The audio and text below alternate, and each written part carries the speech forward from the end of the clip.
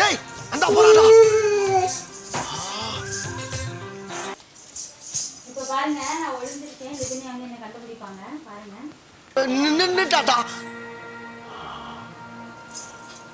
ஐயோ அடே ஓன்னா மட்டும் உன்னை விட்டுருவோமா?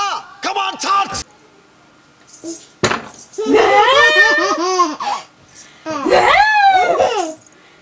என்னடா அம்மா கண்டுபிடிச்சிட்டியா? அச்சா